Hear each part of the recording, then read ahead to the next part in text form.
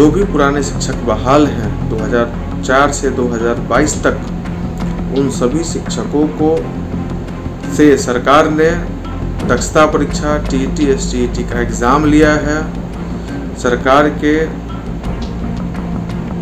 का जो मॉडल है, सरकार ने जो निर्णय किया, सरकार ने जो एग्ज़ाम लिया है हम लोगों से, उस एग्ज़ाम को हम लोगों ने पास किया है।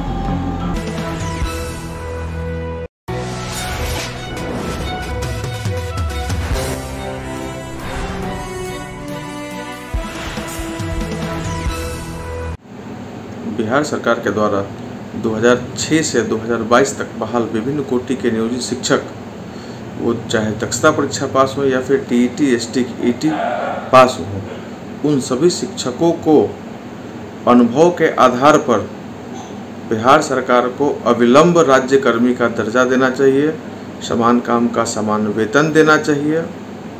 सरकार का कल का जो निर्णय हुआ है, सरकार ने कल जो घोषणा किया है, उसके मुताबिक जो नए शिक्षक बहाल होंगे उन शिक्षकों को राज्यकर्मी की दर्जा दी जाएगी, जिसका लिए एग्ज़ाम होगा। और आकर्षक वेतनमान की बात कही गई है। ये आकर्षक वेतनमान क्या होता है?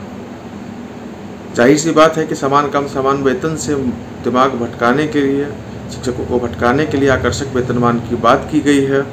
जब वेतनमान देना है तो फिर आकर्षक वेतनमान क्यों?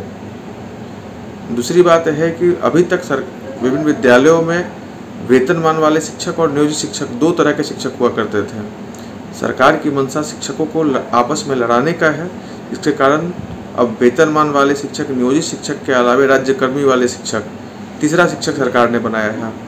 माननीय मुख्यमंत्री जी और माननीय शिक्षा मंत्री जी, माननीय उप मुख्यमंत्री से हम शिक्षकगण जानना चाहते हैं कि जब 2006 में आपने बहाल किया था और 2010 में उन शिक्षकों का दक्षता परीक्षा आपने लिया था, तो आखिर उस दक्षता परीक्षा का क्या कारण था?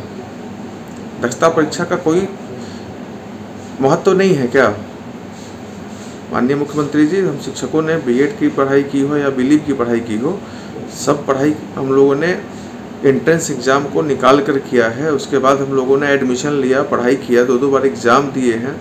उसके बाद आपके यहाँ नौकरी कर रहे हैं और पिछले 15-17 सालों से हम लोगों ने नौकरी किया है।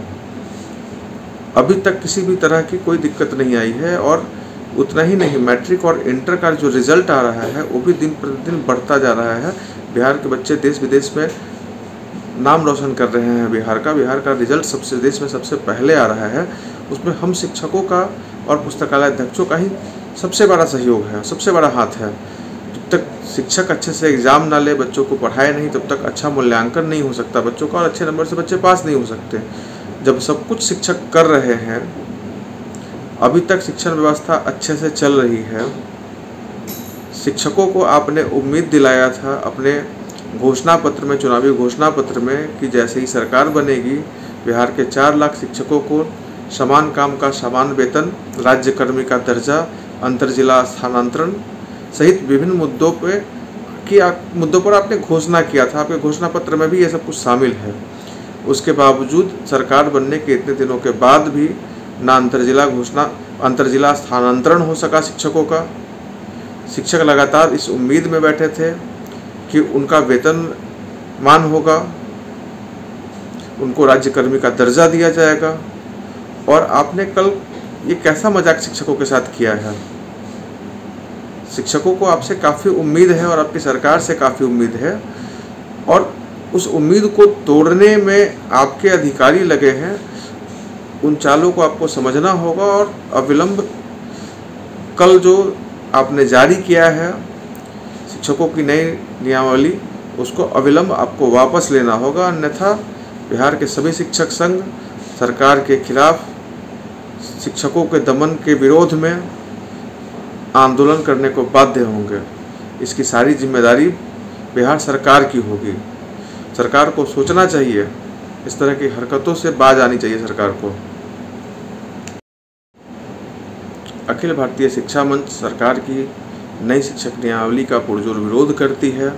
हम सरकार से मांग करते हैं कि हर हाल में पूर्व से 2004 से बहाल जो भी शिक्षक हैं बिहार के, 2020-22 तक जो भी बहाल शिक्षक हैं, उन शिक्षकों को अविलंब राज्यकर्मी का दर्जा पुराने शिक्षकों के भांति सेवा शर्त और वेतनमान देने की सरकार घोषणा करे।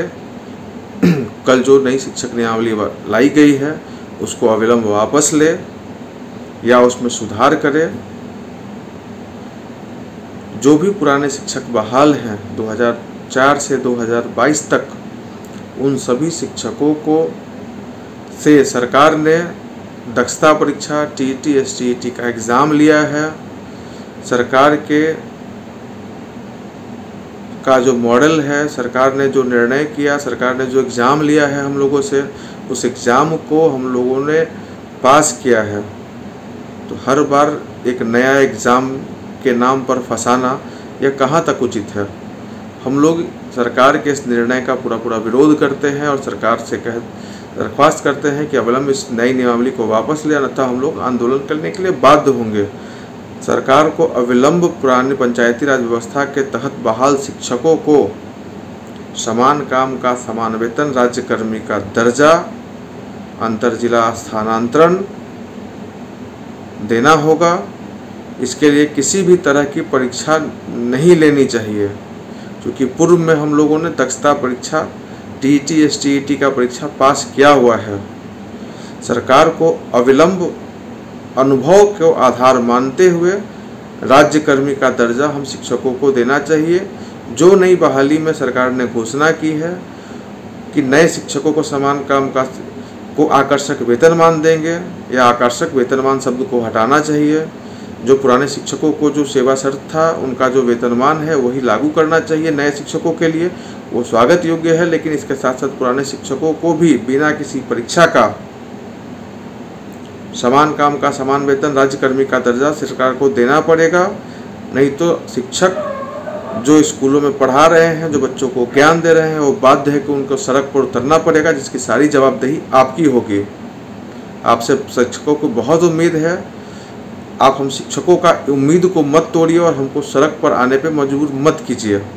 हम सभी बिहार के 4 लाख शिक्षक आपसे निवेदन करते हैं इसके लिए। जब शिक्षकों को सड़क पर लाया गया है, बिहार का शिक्षण व्यवस्था ठप हो जाएगा, बिहार के बच्चों का भविष्य फंस जाएगा। इसकी सारी जवाबदेही आपकी होगी।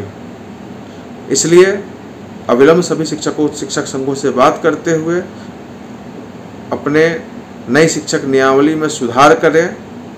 पंचायती राज व्यवस्था के तहत बहाल सभी शिक्षकों को समान काम का समान वेतन, राज्यकर्मी का दर्जा, अंतर जिला स्थानांतरण सहित पुराने शिक्षकों को मिलने वाली सभी सुविधाओं को बिना किसी शर्त के लागू करने की मैं मांग